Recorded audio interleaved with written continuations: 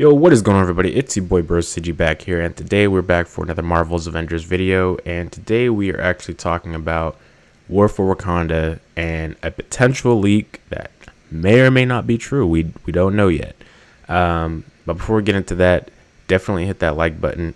Definitely hit that subscribe button if you like the content we're putting out here. I do a little bit of streaming on Twitch occasionally, nothing too crazy, but we are nearing 50 followers on there, which is pretty crazy since I rarely use that account. But if you would like to, definitely pop over there. And we now have a Discord. This allows me to further be in contact with you guys, have a better community grasp, and we can watch episodes, movies together now officially while we're doing the watch party streams instead of just, everybody watch from their own device. We can now watch at the same time, react together. It's the first launch of that was amazing. So appreciate all the support. But yeah, let's get right into this video. So to begin with, we originally heard of this dual villain sector unofficial leak from Assemble Podcast when they mentioned from an unofficial source that this would be something coming in War for Wakanda. Whether or not that's still true, which I don't think that he would necessarily say such thing without maybe having a source to back it up, but still, you always want to be cautious, right? I think that the recent screenshots may kind of support that, right? I'll put those up and leave them there for you guys.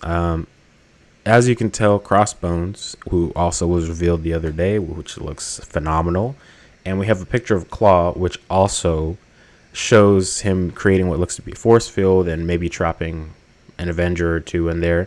And I don't know if that would be a mechanic where he does that, but the backgrounds look a little similar, right? They look like they either are taking place one after the other, like maybe it's a phase or maybe two separate boss fights. I don't know, but if anything, for me, looking at that and remembering what High Ruler, the Assemble podcast said, I would bet that it's a higher possibility that there's a dual boss fight, right? Now, how that functions, I don't know if that means it's in phases where one pops up after the other, or if they both just pop out at you at the same time. I'm not entirely sure. We don't have any details on the missions and the story and stuff like that. And again, we could all be wrong here, but I think that even though I'm zooming into the background, yes, it is convincing enough for me to have a little bit of hope that this is a true possibility. Now, I don't know what you guys think about this. If you guys don't believe me or you guys don't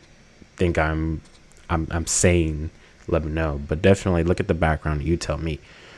Now, going just off that's just very small, right? But let's talk about it. If it is true, right? How are they going to balance that out? And how are they going to make it more challenging? Because, I mean, you can already melt one boss. I mean, you can still melt Maestro, even though he's got a lot more health than Abomination and Taskmaster, right? You can still melt him pretty fast. How are they going to stop that with Claw and Crossbones, if that is a dual boss fight, right? Because I imagine that there's going to be something you have to do besides just fighting both of them at the same time. That would be kind of, you know what I mean? Like, if you just have to fight both of them and that's it, it could go pretty fast, right? And with the new status types, I don't know if that's going to take into effect with the villains being able to use those and such. I don't know. But it'll be interesting to see what they do for that, because, we had Monica. I'm not even going to mention the other boss fights because those are just, they're not even on the same level as Monica going forward. So Monica was health gated, right? You couldn't beat her in one shot because she would put up her force field and summon clones. That was pretty good as a start to show what they are capable of in terms of boss fights, where you're not just going to one shot. And that was in the way it was built. I think it was fine. Then we had Super Adaptoid, which for an OLT, I will say it's pretty good.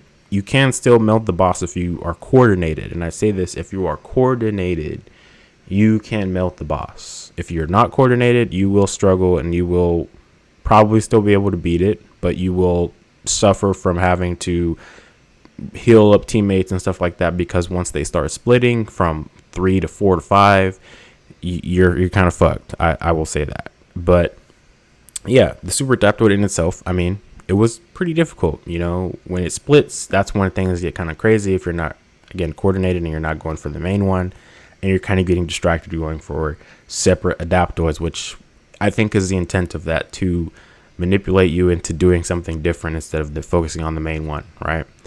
And then you have a time gate, like you need to beat the adaptoid within a certain set of time in order to, clear it. Otherwise, you'll just die again. You'll team wipe, and in that way, you're forced to focus all your damage. And if you don't hit it, you don't hit it, and you wipe.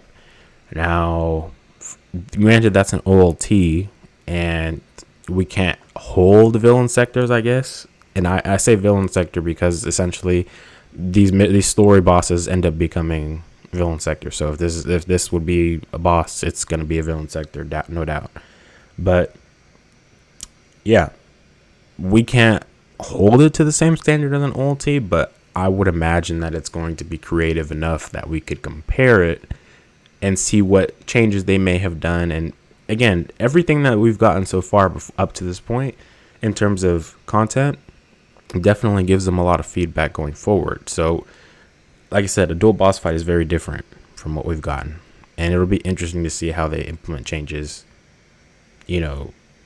to that scenario of a boss fight if we're getting that. So I'm pretty excited. We're only 3 days away, and we can officially find out ourselves if this is a true leak or not. But definitely, if you want to hear the clip of him, a simple podcast briefly mentioning it's not the original one. I'll say that, but it's another clip I found where they briefly mentioned that they could talk about it and such, but it's not on the main topic right now for something. So definitely, if you want to listen to that, listen to it. I think there's probably little bits and bobs that we don't know about it, and yeah, I would agree with. It's tough because like I definitely think they'll talk about like the mission types, what kind of missions to expect. They'll talk about the raid, but they won't talk about story. I think the story is, and it's why I haven't talked about the story, right? Because I know little bits and bobs of the story, but I think that's one of the things they don't want to talk about either because they want people to experience the story. And I think that's the best part. Is like, I could tell you guys like a dual boss fight is coming. I can tell you guys a horde mode is coming, right? I can tell you guys these things because at the end of the day, they matter, but like they don't matter to the point of like the story matters. And so I definitely think if there's anything that we don't know by now, the 16th we'll just let it all go. But I think it'll be like everything but story, and then you guys have to go and play for the story, which I think is the right way to do it. Yeah. Yeah, for sure. But again, you guys let me know down in the comments. You guys think that we're getting a dual boss fight? Because I'm tipping on the scales of maybe yes. So yeah, you guys let me know down in the comments below. Don't forget to check out Discord. Don't forget to check out Twitch. Twitter is down there too. Everything is growing. It's growing. I got to be a little bit more active on the tube, the YouTube, but it's okay. We're gonna make it here. Appreciate you guys supporting. And I'll catch you guys in the next video or stream, which could be Monday, August 16th, starting at about 9 for the launch party. And on Tuesday, we're going to be doing a stream starting around 9 as well for War for Wakanda. And it's going to be a good week, guys. I'll catch you later. Peace.